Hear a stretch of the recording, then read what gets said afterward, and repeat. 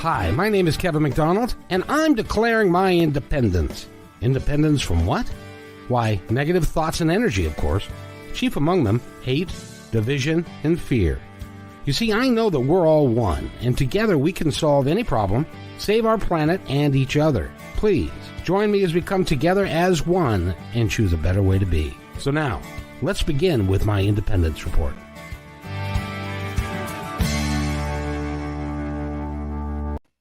And welcome to my Independence Report. It is Wednesday, which means it's Wednesday at noon, which next week is going to be Wednesday at 1. We are looking forward to that, and we've got the crew here, and this is going to be a fun episode. It always is. You guys make me laugh, and it's always a good time. Matt Shea is down there, Eric Hall, Kayla May, and I'm Kevin McDonald, and welcome everybody. Yes, he is smoking a cigar in his house. He's a man after my own heart.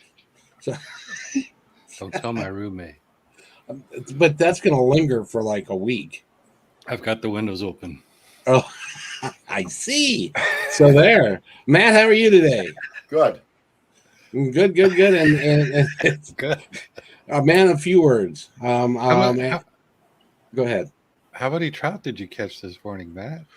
Actually, I didn't. I just ate 2, which means I have 2 left in the refrigerator. When I get to a certain level, I cut it off and come on, get those things eaten. I see. Oh, good. Well, at least you're not wasting food. No. That's awesome. And Kayla May is with us. Kayla, how are you today? I'm good. Speaking of trout, look at that. Can you guys get a good glimpse of that? Wow. How long was it? The mom's shoe, I don't know. My mom sent it to me, so she gave me a shoe reference. That's a trout. Where did she get it? Trout. They are over in Okanagan right now on an Indian reservation. What lake? Wow. Okay. Honey, I don't know. Lake Okanagan.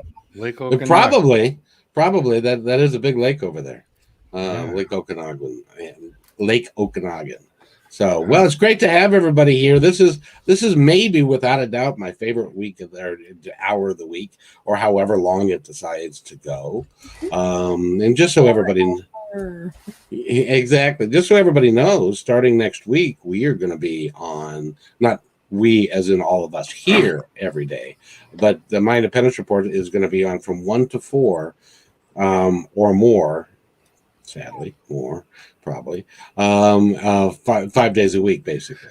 So the idea is for us to, and you guys are welcome anytime you want to come, because we are intending to build this franchise into something. We've got some incredible guests coming on. In fact, and I haven't had a chance to tell you two, I told Kayla May that we have booked a record label. Really? And there's going to be like 25 or 30 different artists that are going to come on Thursdays. Whoa. And over time. And so we are going to promote their music for them. On Thursdays, there's going to be country, there's going to be rock, there's going to be everything except rap, I hope. Awesome. So, congratulations. So Kayla May, since she showed up, everything's growing. Yes, Matt. When you mentioned rap, there's a famous country western singer that takes claim for inventing it. He and Debbie Harry from Blondie go back and forth who originated it, because they'll play one of their old tracks and it sort of started a theme going that way. So it's kind of interesting when you get to the basics of it, the other hands involved. I'd love to hear that. I'm amazed at the information that you have. It's something. It really is. Hear that. I'd love to Fool's hear that. knowledge all the way. Have you figured out why I'm single yet? Well, I'd love to hear Debbie Harry doing some country rap. Country. So she's got this great voice. It would be terrific with country music. Yeah. Well, and we also really just found out, Matt, before you got on the call, that Mr. Eric here was the lead singer of a rock band at one point. That's really? Right. Yeah. And they were Zone B. Oh, I like that. Yeah. Yeah, it was an interesting concept because we would sing. We did a lot of original music, but we would cover songs and we do them in twisted ways. Sure. So, like Britney Spears, I mean, think of myself singing Britney Spears song and the chills that would send up somebody's spine of me singing a Britney Spears little song. bit of Weird Al mixed up with it. And then I played tuba like I mentioned before, and this was at a time before tubas really became popular. You'll see him on the Tonight Show and around and stuff. This was before that was happening, and I'd use it as a solo instrument. So the lead guitarist, he would play a rip, and then I'd copy that rip, and we'd exchange these rips. And nobody saw a tuba play solos before, so people appreciated what I was doing. So it didn't matter if I was good or not. I would just have to play, get through the solo, and people, that's. That is amazing. Or they'd run for the exit. Yeah, or they'd run for the exit. A tuba in a rock band. Yeah, but and the one that I used for the solo stuff was the marching instrument. This is where the drum corps thing came in, because we called it a contrabass, which worked well because it was, well, now I'm getting geeky, because it was keyed in treble clef G, which worked well with guitars because it was also, treble clef. So it was really kind of cheating as far as tuba players go, because you didn't have to. Yes, sir. Are you familiar with Leon Redbone? Yes. He certainly had his share of tuba playing. He did, as a matter of fact. Yes, he did. Yeah, he was an oddball. Yeah. He was a cool oddball. He had a place. He fit. Very, very intelligent guy. Well, what's frightening, guys, is that I was talking to Kayla May about, and she is about half our age, and I was telling her that we were going to feature some music, and she said, "Is there anybody that I would know?" And I said, "Well, this guy played with the Bohemian. No, he played with Blood, Sweat, and Tears, and he played with Chicago. You've heard of them, right?" No. So that's, Kayla. Why are you calling me out now? But I know you've heard their music. You may not recognize the name, but you've heard their music. That's just like me with cars. I can say, "Ooh, that one's nice," but I don't know the name of it. It's just with music too. I can listen to a song, but I don't know who sings it. So make me okay. Yeah, okay. I get it, Matt. My 35-year-old daughter, she's sharp as a tack. She's very current, gives me advice. And not long ago, about 2 years ago, "Hey, Dad, I heard there used to be a group called the Beatles and that they were pretty good." And my oldest brother saw them, but I didn't know how to respond to that. Like, I know I'm getting old, but is it that bad? They were pretty good. Well, they were pretty good. I would disown her. I'd kick her ass out. She's no longer my relative. Oh, that's so sweet. Yeah. That's so sweet. Well, but it's true. And see, and my boys grew up. They had no choice. They grew up with the Beatles, Paul McCartney, and Elton John. Those are the musical format that we had at the time, and stuff. But it's gonna be fun, and we're gonna have a great time. So you know what June is to me, besides when both of my boys were born. So apparently, September is my mating season. But both my boys were born in cure that nip in the air, honey. Exactly. It's it's getting colder now. But also June has another another important landmark for me, and that is June 25th and June 26th. I know this about you. This is interesting. What's that?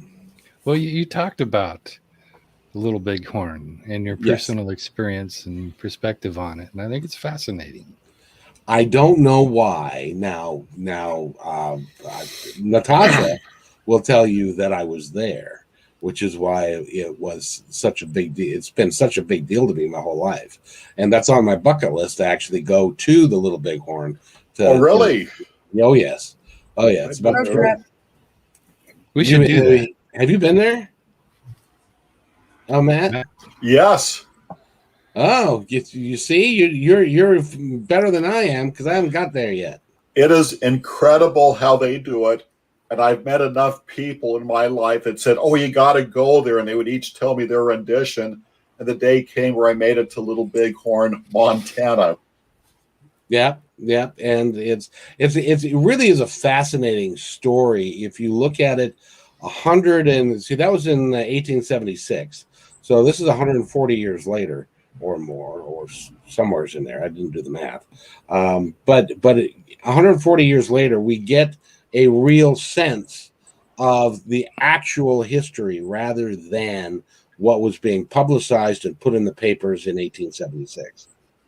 When the massacre happened. Go ahead, Matt. They give a fantastic presentation. They have speakers, historians that you sit in the auditorium and they spell it out. Many artifacts, and they even have artwork done by Native Americans who sketched pictures on what they saw when they watched the battle. And on and on and on about it. But I've got a perspective that I don't think that you've ever heard there. And we'll get into that in a little bit. But first of all, from the Indian perspective, we're looking to Eric for that. The Indian perspective of that battle, what was that like for them? The Battle of the Greasy Grass. Ah, yes.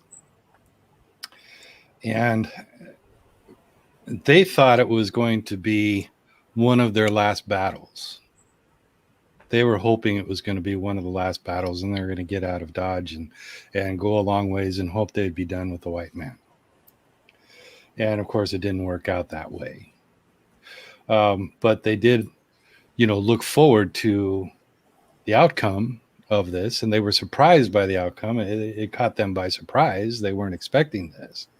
And it did work out. And I have to tell you that they had more invested in this battle than what Custer and the U.S. government had in mind, because the natives were in full force, meaning that the women were involved and the children were involved, and the children may not have been involved in the battle. Some of the women fought. Many of the women were, what's the word? They would pick up some of the dropped weapons, reload the guns for the other warriors. They would kill some of the surviving white men, make sure they were dead. They would tend to the wounded natives and pull them away. So there was a lot of things that the white men were not counting on that happened because they were so fully vested in this. And that's pretty much the start of what I've got to say. Yes. Yeah. George Custer proclaimed himself General George Custer, but in actuality, he wasn't a general. He was even kicked out of West Point, and he was the 7th Cavalry, correct? He led the 7th Cavalry, but in the Civil War, he actually became a brigadier general. Okay. But then after the Civil War, when they redid the ranks, he became a lieutenant colonel. That was his position. The Little Bighorn attack, he was supposed to wait the following day for another cavalry to come in and join him, and he personally thought we'll have it all done by the time they show up. Well, he was greatly, greatly guessing wrong on that. He was waiting for General Terry's column to come up, and they were also waiting for General Crook. But General Crook was lost in the Battle of the Rosebud as the Indians were moving towards the Greasy Grass and the Little Bighorn. They had another battle, and that battle people don't talk very much about. But it was at the Rosebud River, which is fairly close, and General Crook lost. And so he retreated, and you're right, Custer, and that's the big controversy about George Custer. Was he, when I was growing up and I was telling people about him and what I'd read about him, and one man said he was a glory happy fool. That was their take on it. He was a glory happy fool. Kayla, by the way, I want to include you. What research have you done, if any? Well, I just they were forced to leave their Black Hill Mountain for their goal that they had. So that's something that I researched. Also, some of the weapons that the U.S. troops used was the Springfield carbine model of 1873, and then the Colt single action revolver from 1873 as well. And so the those Indians, were some of the weapons that were used. So yep, and the Indians had a Winchester repeating rifle, and so they actually had more firepower than the cavalry did. But at that particular battle, but Eric is right, because there were 2,500 Indians there, or so. I think it was. Did anybody come up with a number in your research, Matt? 3,000, I heard. That's probably true. And also, they say if Custer didn't make his move the night before, that the other cavalries to show up also would have lost, because still they would have been outnumbered. That is my understanding. Well, the interesting thing about that was that, see, Custer had been an Indian fighter for a while, because he went out west after the Civil War. And what had happened normally was they would find some Indians, and then the Indians would disappear.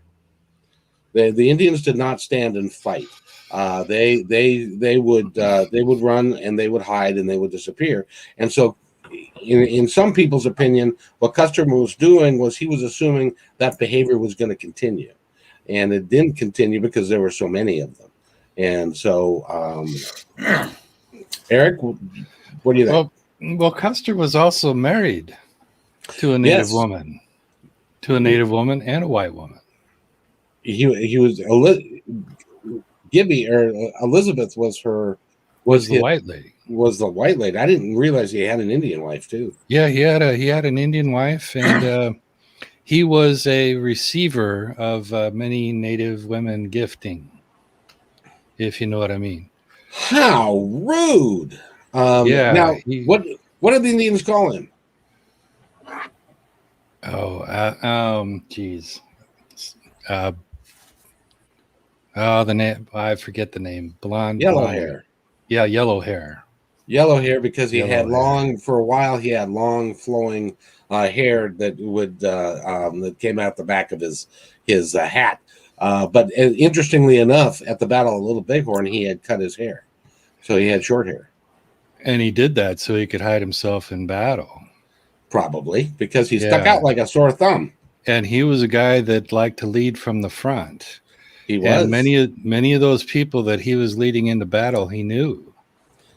And knew that he was going to be hunted that day. People were going to go for him. And this is something that the natives were starting to tune in on, that if they could chop the head off of the lead beast, then the rest of the army would start to fall. Yes, sir. Go ahead, Matt. Has anybody here been to Little Bighorn? Any of you? Well, when I was 3, so it doesn't really count. Okay. When they show where Custer's men had died, they all have their little grave markers out of wood. And I believe that they're white ones or whatever, but Custer's is the opposite colors. His is in the middle of all of those men, and then it says George Custer, where he died. Yep. So let me give you just a brief history of the battle, and then we can continue to talk about it because it's important. Custer came upon the Indians and the encampment. He had 600, and this really isn't generally known. He had over 600 men with him, and he had 3 commanders: himself, Captain Benteen, and Captain Reno. And he did something that a lot of historians have said that he shouldn't have done. He separated his men. Captain Benteen was in charge of the pack animals. Captain Reno was going to lead 100 men into the middle of an attack through the Little Bighorn River to where the camp was on the other side, and he went up to the bluffs, and he was going to come and through down the other side, and they were going to catch the Indians in a pincer movement and destroy them at that point. So I'll leave it there for. So from the Indian perspective, what happened then? Well, this is what's fascinating about this, and this is what is so interesting to me about Custer and his personality and how it carried out into war, because this characteristic of him started when he was at West Point. Yes. And as you guys know, he graduated dead last, and it wasn't because he was not a capable tactician. It was because he was arrogant and he was somewhat flamboyant and prone to play pranks and not really focus on the military method. And when he went into the Civil War and he became a tactical master, and he was at some important battles, including Gettysburg, he was very successful. And when they set him out on the natives, he adapted a lot of their approaches because natives were pretty good in battle. We were just outgunned. Yeah. He tried to adapt, and this is why he broke up his groups, because he tried to use the native way. What do we call it now? Guerrilla warfare. Yes. This was his version of guerrilla warfare. Break it up into subgroups, and he was so confident and so overconfident in himself, in the abilities of his army, he thought he could overcome this, and he wasn't expecting a pushback. And he got it. So he broke this up into subgroups, and this is how his mind worked, and he got his head handed to him. So, yes, Matt. I was told that in the Civil War, he had made comparable bold moves where he lost many men unnecessarily, but obvious he lived through it. And he also, here's a key point. He went through the Civil War and was never wounded or injured. He had several horses shot out from under him, but he was never hurt. And that became part of his legend, that it wasn't possible to hurt him because he was so special. But at the Battle of the Little Bighorn, everything changed. Kayla, what do you think of what we're talking about?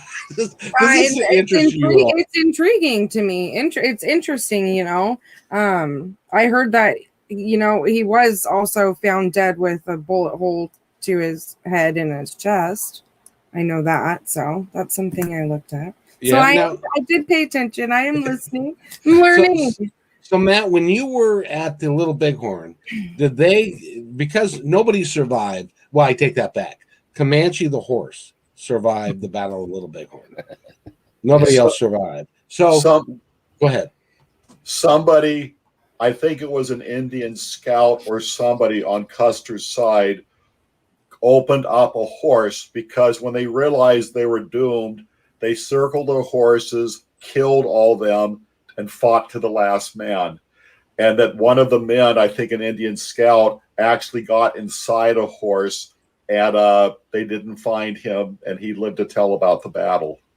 That pretty much sucks. That would be hard to do. Pulled a Han Solo. Yeah. Exactly. But here, all right, Matt, so here is my synopsis of what happened. What I believe happened was that Custer was in the lead of his troops as they went to the bluffs. And as he was beginning to descend from the bluffs, first of all, Reno, which had made way across the river, and then he had one of those oh shit moments, because there were like hundreds of Indians that were waiting for him, and it was like he had 100 guys. And so he decided to pull back across the river, dismount, and try and hold them off from there.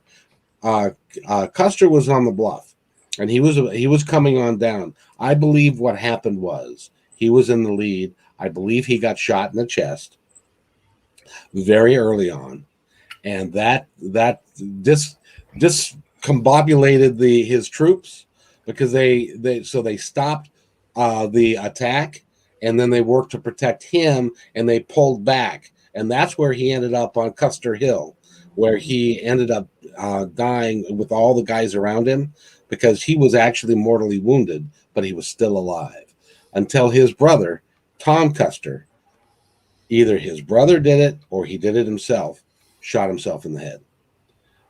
He shot himself in the temple because he did not want to live to be hosted by the Indians, because they would have roasted him and hosted him. But so I don't know if they said that at the memorial or not, but I really honestly believe that that's what happened. Well, they did spike his ears. They did. Well, and they also took everybody's clothes, and they also did something with their private parts because they didn't want them to reproduce. Matt? Yeah. Go ahead. It was National Geographic that did a sensational article about Little Bighorn many, many years ago. And also they were involved with unburying the dead soldiers and giving them a more proper burial. So you see their rifles, you see their boots, their jackets, the cavalry, the military stuff. And they said it was in such a state of panic that they started putting the wrong size bullets and the wrong rifles and jamming them, because it's what you're saying, Kevin. Everything became topsy-turvy. The lead dog was gone. They're coming down and your life is ending. And also, people pointed out to me that they put markers where each U.S. soldier died. And so you see the cluster around where Custer was, but you also see a trail where they tried to get away, but they didn't make it very far either. Right. And they were trying to protect him because he was their leader, and he had never been shot before. And so this was a great big deal for them, and there wasn't a second in command that was used to taking charge if one guy fell, because Custer was the guy. So go ahead, man. But again, they realized that their number came up, so they surrounded themselves, killing their own horses, and just fight it out to the end, but greatly a losing battle. Greatly. And they had no choice because they were surrounded. Yes. Had they been able to get away, they would have, but they couldn't. And the ones that tried, it's marked where they died. Yes. Although here's a trivia fact for you: where's Custer buried? In the ground.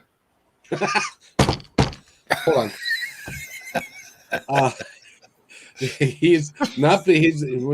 What physical location is he buried?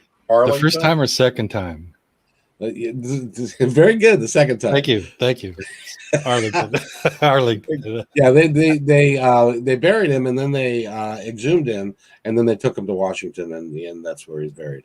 So you guys did your research. Good job. I should point out when I said they spiked his ears, they actually put stuff in his ear. They put sticks in his ears. Yeah. Because they wanted to do that symbolically, because he was not listening. Yes. And they did that. Now Indian spirituality. If they believed that if when somebody died, if you would cure the problem that they had in life, like not listening or speaking too much, they might rip out his tongue. Or if they wanted to make sure that trouble. Or you got Kayla. She's now putting juice up her nose. So anyway, but that was what they would do. Or if they didn't want you to reproduce in the afterlife, much like the women now. There's very little difference. Pretty much all my girlfriends from his lifetime. No, don't do that, baby.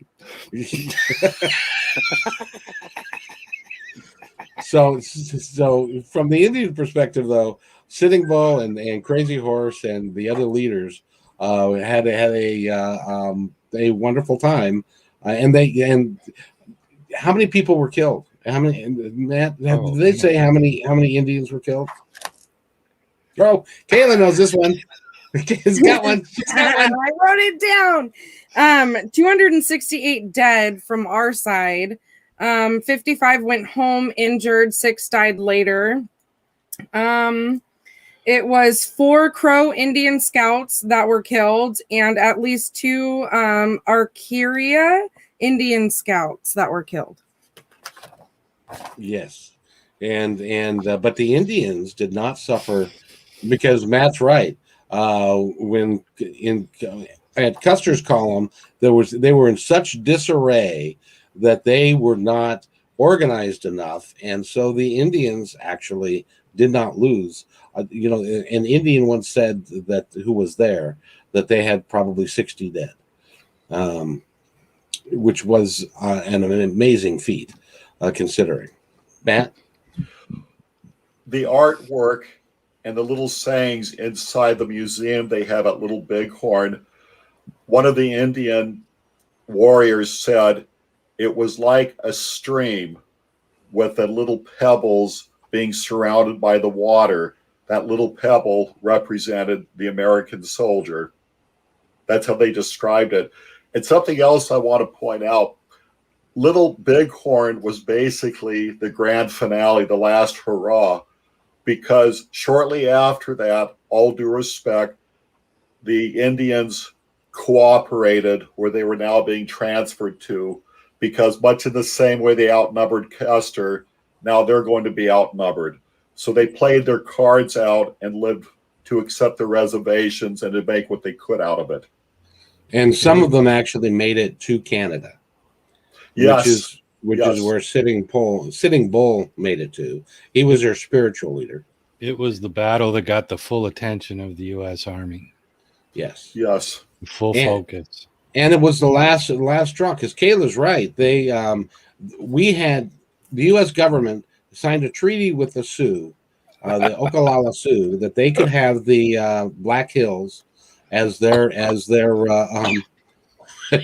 Sorry, I always laugh when the U.S. government says they signed a treaty. Yep, and natives, they said, well, there's a bunch of hills over there, and there's nothing on them, nothing in them, so you can have that area. You can have that. And until somebody showed up and panned for gold and found gold, and they said, "Oh, did we say the Black Hills? No, we meant the Brown Hills. It's over here. Is or the Brown Plain? That." So that was the Indian. That was good land for the Indians to have, and then they took it from them again and again and again and again because it wasn't convenient for us to do that for the United States government, because they couldn't keep the settlers out, and these guys were going in looking for gold, and they wanted to settle the place, and so that was they call it Custer's last stand, but in reality it was Native Americans' last stand. Very nicely said. Go west, young man. Yeah, very nicely said. Very nicely said. If I may be so bold to say something so racist, but this is what's so convenient about Black people as slaves. Because we took them from their land and brought them here. And you cannot do that with Native Americans. Even though there were some Native Americans that were made slaves. But you could never pull that off as successfully as you could by pulling somebody from a whole different continent and making them slaves. So the only thing that that government could do was make somebody of another color from another continent slaves, bring them here and make them slaves. And that's very true, and that had been going on for 400 years. Kayla, I actually did a speech. What was it? Sixth grade for Martin Luther King Jr. I made the mistake of telling my mom she had to write my essay for me. Well, it got me nominated to read a speech for 6th grade, but I had to memorize the speech for Martin Luther King Jr. Is that all right if I say it, Kevin? Yeah. All right. It is sad that people judge others by the way they look, but that doesn't count. What counts is what comes from one's heart. My mother raised my sister and I to treat everyone the way in which we would like to be treated and not to leave anyone out, as we all have feelings. That was, now, do you remember which speech that was from? Martin Luther King Jr. No, I know, That was just something we typed up and wrote it together. Free speech. Mm-hmm. That is, and that is, we, and when I say we, I mean white people have had a problem with people of color in all facts of life, whether they be slaves and black people, whether they be Native Americans, that we wanted to take their land, and because we were more powerful, had bigger guns, there were more of us, and stuff. And it's really is a shame that we've got. And I really think, and I love your guys' opinion, I really think that we need to look at the history books. There was as a matter of fact, there was a massacre that happened on Memorial Day. Yes, the 1619 Project talks about this, and this is why that is so important, because the Greenwood Massacre, it is so clear that there is systemic racism, because this beautiful community of successful black people that had their own successful community in churches. Didn't they call it the Black Wall Street? Black Wall Street. They had their own systems that their businesses were highly successful. Their motel business, they had art going, they had successful spiritual business things happening, and they were attacked by a mob of white people. It was supported by white people that had airplanes that were dropping bombs out of those planes onto these businesses, geared specifically to take down any kind of wealth. This was an attack. This was a highly organized attack to bring down this successful community of minorities, of black people, to take away their wealth because they were gaining ground. This is what is so significant about the 1619 Project. And I understand why it upsets people, because the way it's written in a way that would offend people that want to defend slavery, or even to put it softly in the best light possible, the economic system of slavery, where you build an economy an agrarian culture based on slavery. That's the nicest way you could put it, because you don't have to pay those people any more than paying them food and minimal care. And you can take that money and put it into infrastructure, which includes beautiful homes and, some other, niceties for the white people to develop a culture, but nothing else. And 1619 addresses that. And it doesn't, and 1619, as you know, is the year that the first American slaves were established. And not only just black people were owned by white people, but I understand that there were some black owners that owned some black slaves as well. So it's all inclusive. Yes, sir. It is a twisted path, and we develop out of it. The first slave owners were black people, and it was the Dutch merchant marine that, when was bartering with Africa, part of their bartering system was selling slaves. And so the country started to sell slaves to merchant marine that carried them over here. But it was still a wrong thing to do. And something else I'd like to point out is, you look at cities throughout America, and they're either Native American or Hispanic names: Seattle, Los Angeles, and so forth. There you go. That's true. That's true. But your point is well taken. Now, remind us again of the 1619 group. What is it that they are looking? Are they looking for reparations? Well, and that's the tricky word, because there is a certain amount of that people are concerned that's going to lead to. What they're after is clarity, because we weren't taught about this Greenwood Massacre. Yeah, I'm assuming all of you guys went to a public school, right? Never heard of it. I didn't hear about it until I was in my 50s. There you go. Neither did I. And if we went to private school, I could almost understand it, because private schools would have their own agenda. But private schools, we should be fully aware of the aspects of American history, all aspects of American history. dark colored, ugly colored or brightly colored. It should all be in there. So the 1619 Project is just trying to create an awareness and is painting a picture of what actually happened with slavery and the civil rights movement. Takes it all the way up to present day happenings, and is very significant. And it should not be characterized as something else. It just shouldn't. It should be accepted for the reality of how we treat people for the simple profit margin. No, I agree. Now, Kayla, you come from a different generation than us old farts. Do you find that your contemporaries have a little bit different viewpoint on race and race relations?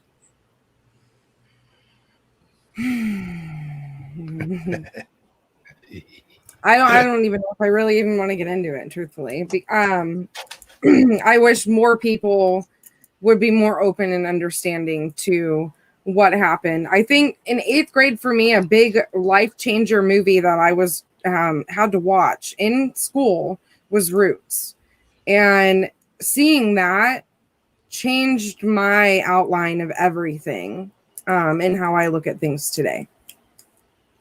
Do you guys remember when that first came out? Every Sunday night. Sunday night. Yeah. It was something that we had not seen in America at that point. It was a real eye opener for a lot of folks. It was so graphic. So graphic. That scene where they're pulling people from Africa and they're making a decision about how many they could keep alive on the ship. So they take the chains and they're weighting them and they're thinning out the herd by just throwing them over the side, and they've got these naked bodies being tossed over, and they're trying to swim against the weight of those chains as they're sinking down below the sea. It was horrifying. It's amazing what, and it's, go ahead, Matt. I think it's good to mention the date. When we talk about the Greenwood Massacre, it was 1921. 1921. There we go. It was the year my dad was born. It is part of our history that just like the Native American history, it's something that we should be teaching our children about so that they understand the complexities, and that it wasn't just because the books I read about Custer when I was a kid, as an example, were that he was a wonderful, exciting dude, but he was not necessarily, because he also had blood on his hands. He attacked an Indian village and killed men, women, and children in that village at one point as well. So he wasn't, but he wasn't, and none of them were. They were interested in gaining the land. They wanted the Indians to just, if they had their way, they just wanted the Native American population to just go away. Genocide. They were inconvenient. They wanted to snap their fingers and have us be gone like Q from Star Trek. Exactly. And this is the horrible thing, because I can understand the white establishment's point on this, because they're fearful that we're learning to hate America. And when I read these things, I don't hate America for this. I don't see anything. I'm gonna say this carefully, because this is pretty damn ugly what we're talking about. This is as ugly as it gets. It is. But what they're striving to do is a pretty damn beautiful thing, and it's going to be achieved someday. I have a lot of faith in the outcome, that we're not there yet. It's going to take, I don't know how many more generations of people to actually settle the dust. But I have faith in the Constitution, because if there was ever a document written that covers all ground, I consider it, not only do I consider it one of the finest pieces of literature ever written, it also serves as one of the finest pieces of art ever painted. It transcends every philosophical idea. This is something to strive for. This is something that is worthy of people dying for. This is something with every step that every person takes and every person suffers from, the outcome for however many hundreds of years that it's going to take for us to achieve. If we achieve that, if we stay focused on this and make it happen in the way that it's supposed to, it's going to make the difference of the survival and purity of humanity. We will be the creatures that we want to be. And that is not something that white supremacists should be fearful of. They should accept the ugliness that we suffer through to achieve this as just part of the struggle. It's the journey.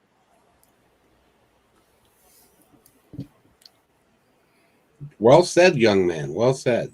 Matt? Thanks for calling me young. Eric, I got a question for you. In regards to all parts of the world and different standards of living, should America put itself to self-sacrifice to go into other cultures that have been that way since day one? Is it ours to get involved in an effort to help, foreign aid or whatever? I love that you asked that question, Matt. And, you know, I think of those tribes in the Amazon, because there's still tribes that have not had contact. And when airplanes fly by or helicopters come by, they sort of aim their bows and arrows at them and shoot at them, you know, and blow their poison darts at them. Good for them. And no, we shouldn't. We shouldn't. We should let them be. And I say that for this reason. Anthropologically, they're a study. They're outside of the mess that we've already created. We're a philosophical tool that was started by the Roman Empire, that was tempered with Greek philosophy, that was enriched by capitalism. So we have a mixture in our souls that is complex and deep. And we have a drive from this frontal lobe from generations, hundreds of generations of trying to achieve something that we can't neglect now. It's already upon us. So we should look at those cultures like the Aborigines from Australia and the guys in the Amazon and just take a deep breath and go, thank God they're there. Because someday we're going to have the technology to sneak in a camera and recording device and watch them on a daily basis without them knowing and understand our spiritual parts and use that information as something that can enrich us. Because it's always going to be the old ways. It's always going to be the old ways that's going to make us better human beings. Go ahead, Matt. When you say that, do you mean everything? What about supplying food and so forth and medicine where needed? Man, you ask tough questions. That's my last one. I hope you keep them coming, man. I really like what you do. No.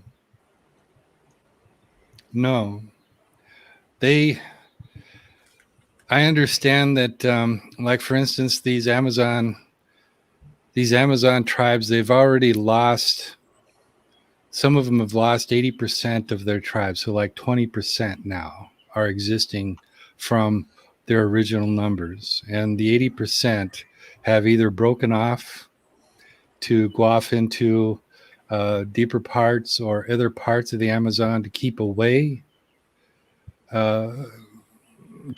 people from encountering their tribes, protect that tribe.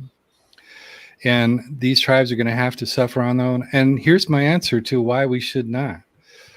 These tribes that have not encountered have survived as long as we've been around. They've made it through the Roman Empire. They've made it through European settlement. They've made it through the American settlement without the benefit of modern medicine, because they know how to suck on a turtle mouth and get all the medication they know how to get. So they're probably more advanced at medication than we are. They can, find the right orchid and have, cure whatever their version of the common cold is. Well, that brings up an interesting point, though.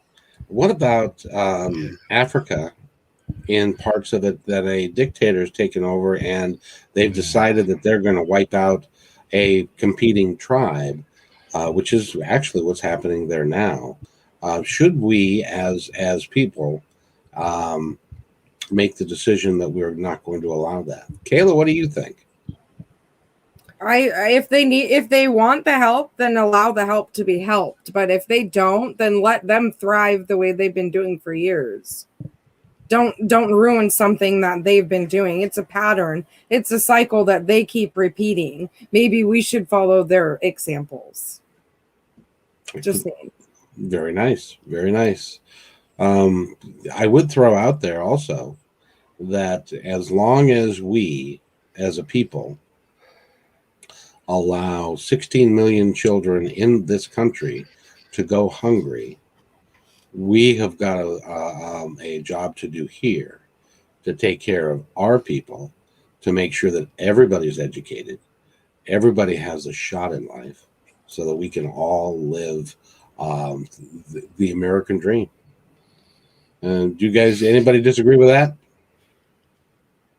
Nope. No. Sure don't. And if we can do that as a people, to work together, and because I had to laugh. Eric is a bus driver. I used to be a bus driver.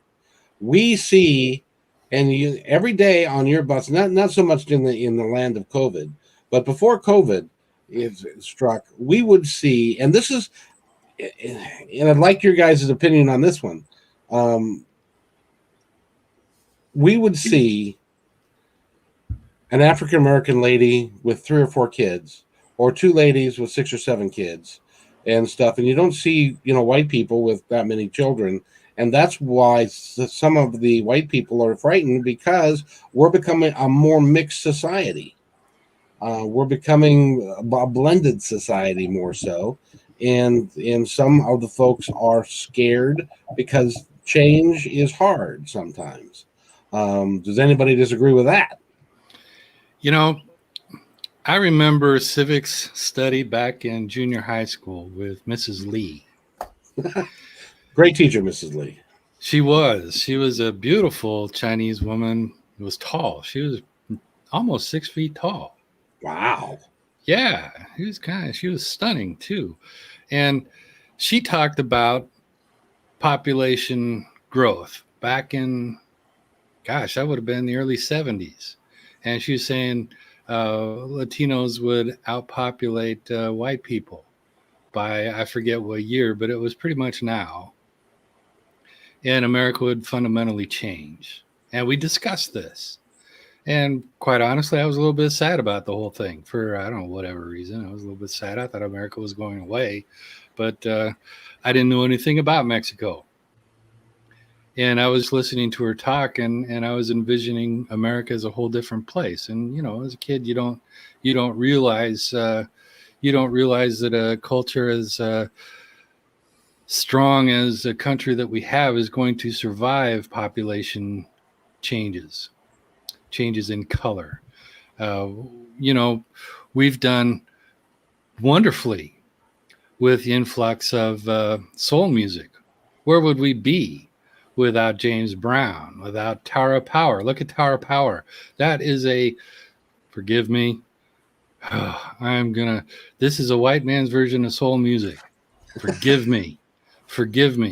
But that is some of the greatest, like Cameo. Think of Cameo. You guys are familiar with the group Cameo? I'm not. Oh, they're definitely a black soul group. Where would we be without soul music? Jazz music. They say jazz music is America's greatest gift to the world and in our art. Where would we be without that? Let's talk about Latinos' contribution to religion. They're strongly Catholic. They are strongly Catholic. So you think about the fundamentalism that Catholic religion offers. Americans like to think of themselves as fundamentalists when it comes to religions, specifically Catholicism. So why are not these things embraced rather than feared? It is simply the color of skin. It's not because of the ethno energies that these cultures are presenting. It's simply what we see, not what Kayla so eloquently said just a few minutes ago. It's a hard conversation. Go ahead, Kayla. Sorry, I just don't.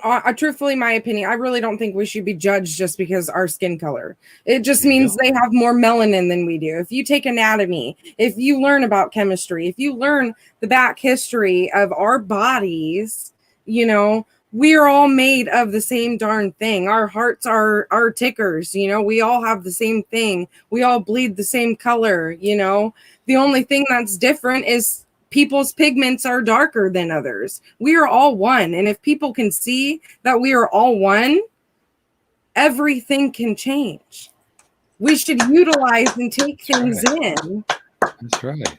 And learn our expansions on what the world should be. We should take back it to our past history that we have and learn from it. Because quite frankly, we've got our heads so hard in the ground right now, we don't know anything.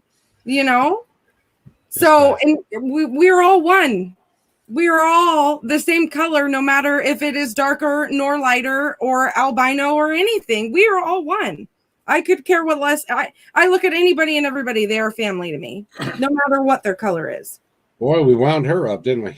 Yeah, because color to me is a big thing. Because this Black Lives Matter. We all matter. Matthew, Kayla, I agree with you 100%. And I always use my own words as you do to say the same thing.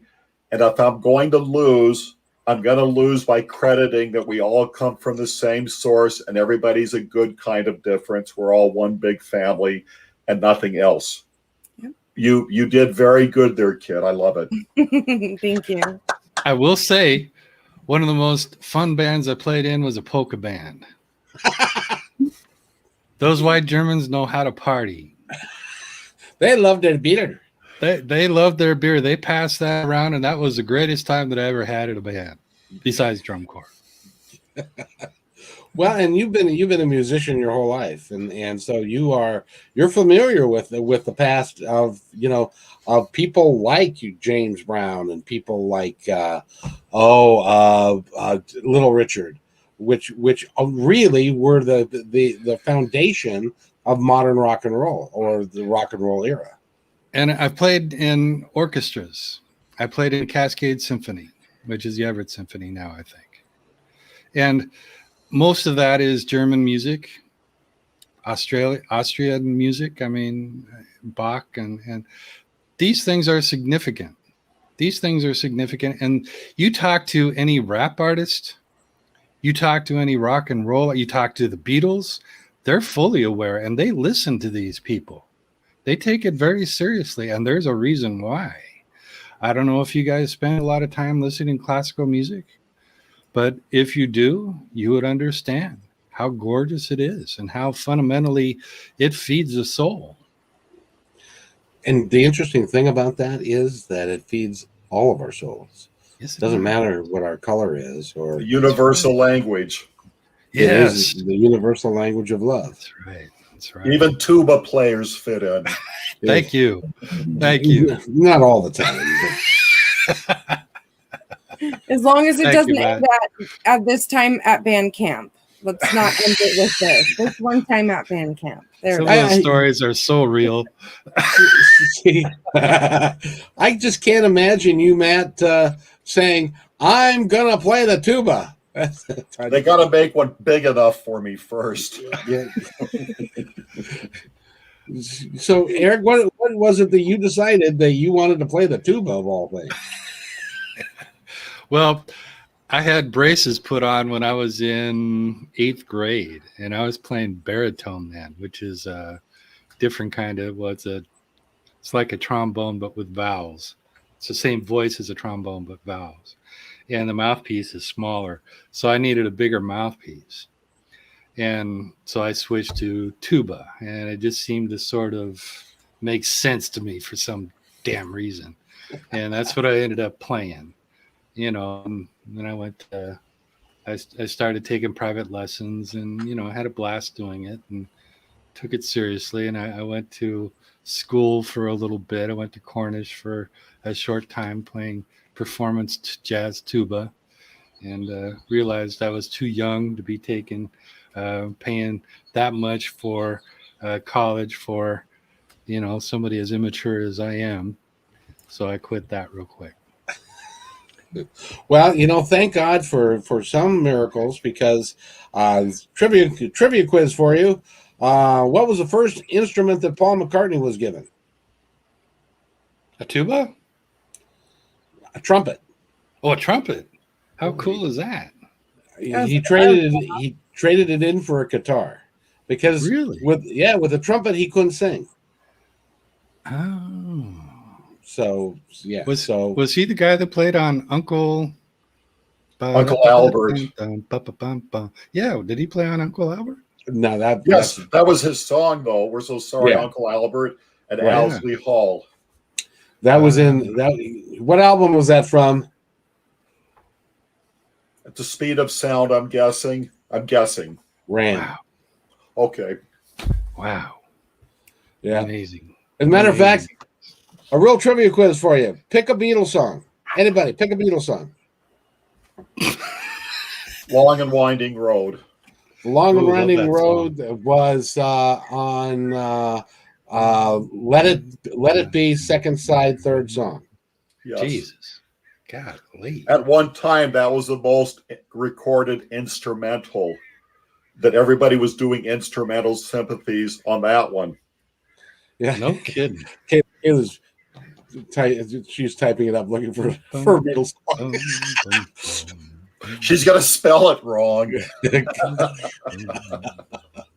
So when I grew up, I had all the Beatle albums and stuff. As a matter of fact, when my sister decided one time that she wanted to really get me, she scratched a Beatles song or a Beatle album. It was Hard Day's Night, and because she was angry with me, so she scratched it against it, and it was like that hurt. That really did hurt. So brutal. Yes, indeed. Well, they were my era, so you guys are a little younger. So, and the interesting thing is that 4 years, Matt, that separates us was everything because the Beatles were only around for 7 years, and popular for 7 years. They played longer, but they were like from 60 to 70. Matt. You would remember the Summer of Love. I believe it was 67. Now, correct. I was a diehard Jim Morrison and Doors fan. He staged his death many times. And when the song Light My Fire came out, that was his brother's favorite song, but he thought his brother died years ago. He didn't know that was him singing it. His dad, in the meantime, was an admiral for the U.S. Navy Task Force in Vietnam. They thought their son died years ago. They didn't know he was the front man on that song. Whoa. How old was Jim Morrison when he died? 27. Dang, I thought I'd get you on that one. How old was Jimi Hendrix when he died? We're doing the 27 club. Janis Joplin. As well, correct. Okay. Yeah, yes, she did. And did Cass Elliot die at 27 as well? I'm not sure, but my God, her and Patsy Cline, my gosh. She had the most incredible voice. Yes. It was just, and another one that is a little bit later would be Karen Carpenter, that had such a magnificent voice. I miss her, man. I miss her. Could you imagine if she was still singing? Oh, her voice was going to last forever. Unfortunately, Yeah. and one of these days we should talk about things like that, bulimia and anorexia and stuff like that. Obviously, none of us had that. We could probably use that for a week or two. It's called the fasting. Come on now. Fasting. I won't be quick about that. Yes, Matt. When Karen Carpenter went solo, she wasn't with her brother Richard anymore. Somebody wrote a review on her first concert alone, and they made some insulting comments about putting on weight, and that's all it took. It made her go anorexic off the charts. But it was based on a review, a critic getting a little nasty about things. Apparently, my Cass Elliot died at 32, and my sister's taking exception to the fact that I didn't touch any of your Beatle albums. She says, so we'll be arguing about that down the road. So people didn't understand Karen Carpenter's state of mind. They didn't understand how quickly how sensitive she was towards that. And I wonder if the critic would have said what he did if he had known. No, he would not have. Yeah. He would not. She is one of the poster children when that started to come out, because prior to that, it was really not something that people talked about much, was anorexia and bulimia and all of that. I consider her one of the best musicians in music. If you ever listen to her, she is perfect in just about everything she does. And I think of her in a class of a singer that is just pure of voice, because I also consider Whitney Houston as a perfect singer, but in a different way, because Whitney Houston was terrific at ornamentation. She would add a lot of trills and movement that only she could pull off in a way that would keep things moving and contribute to the words and the music that she was expressing. Mariah Carey, and I say this with a certain amount of reverence because she is also very good, but I thought she overdid the ornamentation. I thought she was so good with her voice that she kind of used the ornamentation as a hook. Now, Karen Carpenter was just so pure of voice. She could make a natural sound, and just subtle movements of a vowel express everything that she needed to express in that voice. It was just, it's amazing. I love listening to her sometimes. Just close my eyes and let it play. Isn't it sad that we've lost so many really, really talented people way, way, way too early? Because and even Michael Jackson, who was a very unique talent, and I consider him music from God. Yeah, or Mozart, or somebody like a John Lennon who got shot and killed. That's people like that should not die. George Burns, John Lennon. Yeah, Karen Paulette. Carpenter. Paulette had something to say.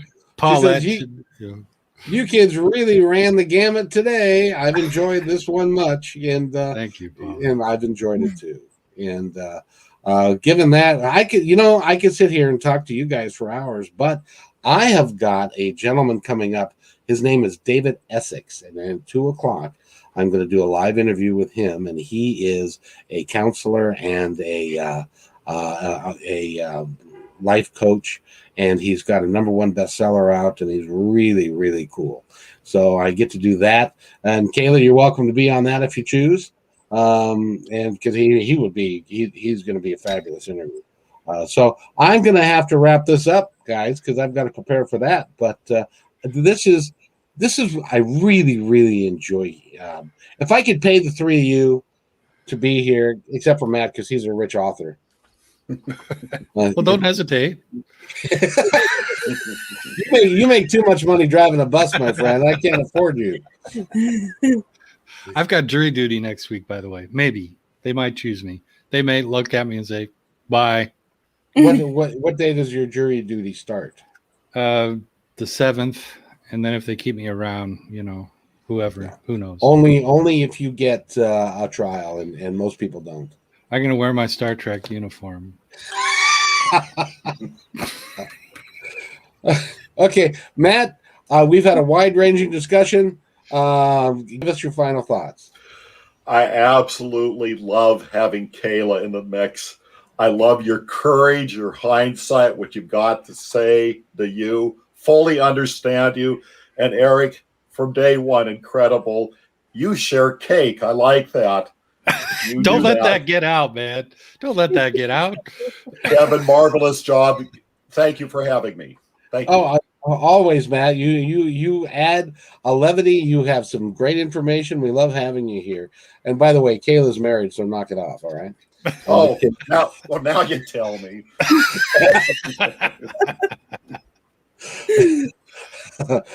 Matthew, I'm sorry, Eric, your turn. Oh, thank you. Same to you, Matt and Kayla and Kevin. Really enjoy my time here. It's always terrific. I love the conversation.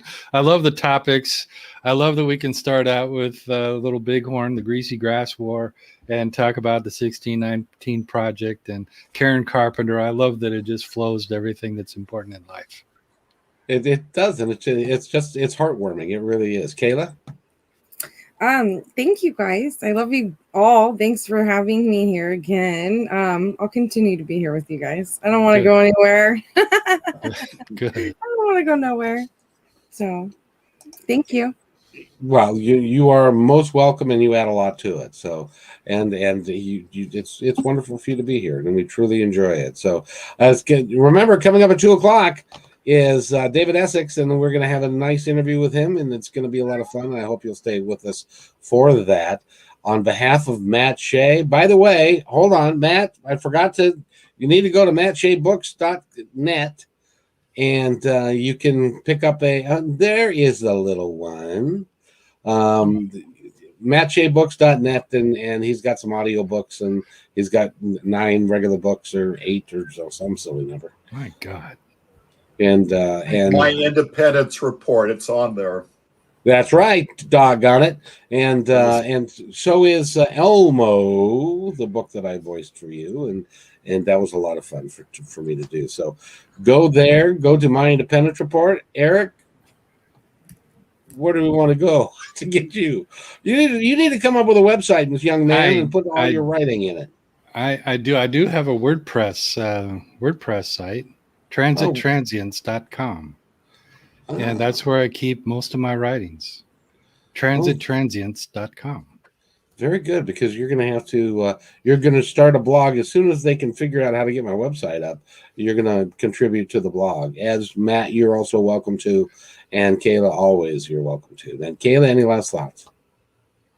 We did you before. How about your lovely daughter?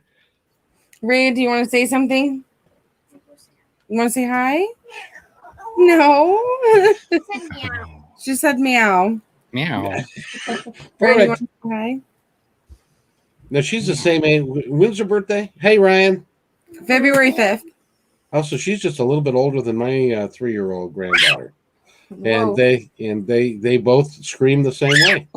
I think 3-year-old girls are allowed to do that. So that's great.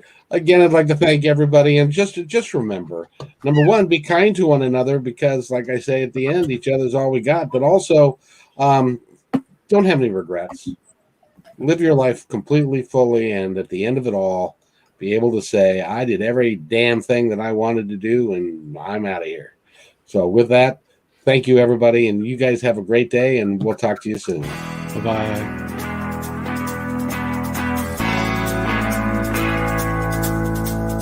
Hey, and thanks for listening to this episode all the way to the end. Hey, pretty cool. Hey, don't forget to follow us so you can receive regular updates and new posts. And remember, take care of each other, because each other's all we got.